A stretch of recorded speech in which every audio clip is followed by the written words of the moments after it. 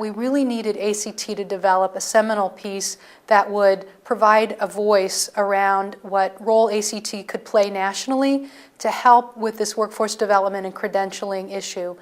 There are well over 100 different organizations that have workforce development and care a lot about, skilling up the workforce across America, each with their own agendas, funders, point of view, mission statements, and there's never been this national coalition or this national framing on how to make chaos, order out of chaos, and that's essentially what we were trying to do with the paper.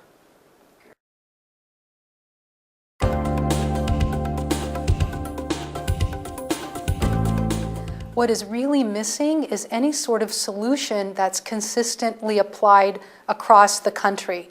So if we could, for example, have the NCRC as a pivotal assessment that employers are asking for, that workers know what they're getting into and signing up for when they take it, and it was the currency, if you will, across the country to help link, employers with skilled workers, that would just take us to a whole nother level around workforce development nationally.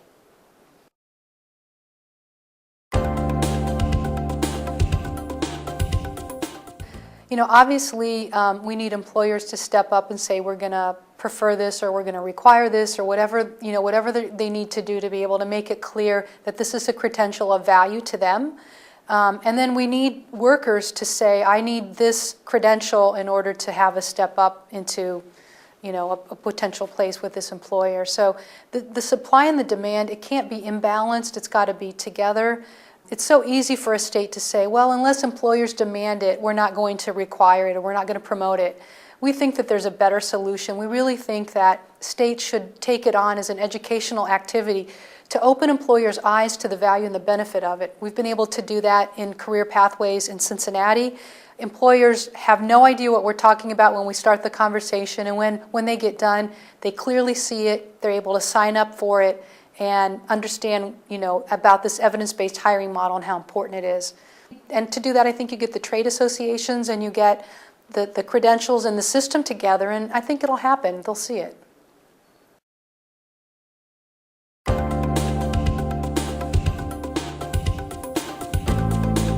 So this whole concept of career pathways is about intentionally sequencing programs, services, and information and data to get students in and through a pipeline. And ultimately, it benefits the employers, and that helps drive the regional competitiveness of the economy. Well, and the power of career pathways is essentially you get employers to drive the process. We have, in pathways, theoretically, the employer should kind of chair the committee and drive the work. And where that happens, lots of magic happens. Better job placement.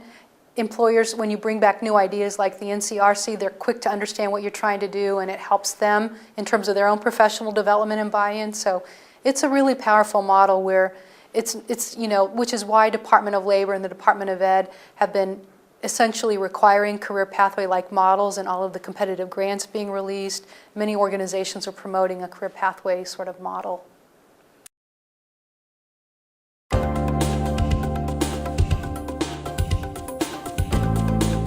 The value that we're seeing with the National Career Readiness Certificate, it can be inserted or embedded at different places along the career pathway model.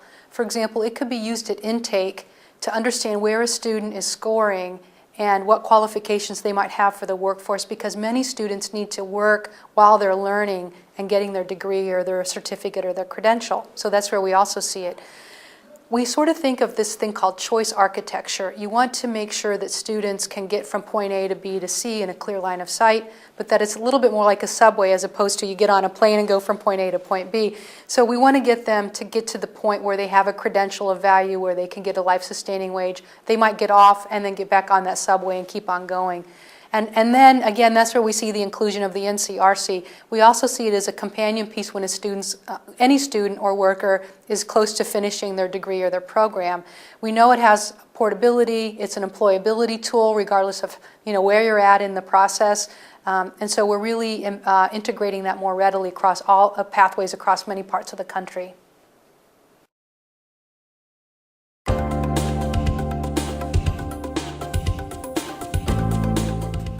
I want to be sure that that the fact that ACT defined the framework and has a vision nationally where most organizations are taking a singular approach and a very narrow approach, that is to me the breaking new ground part of it, because we've never had a conversation around a national credentialing framework.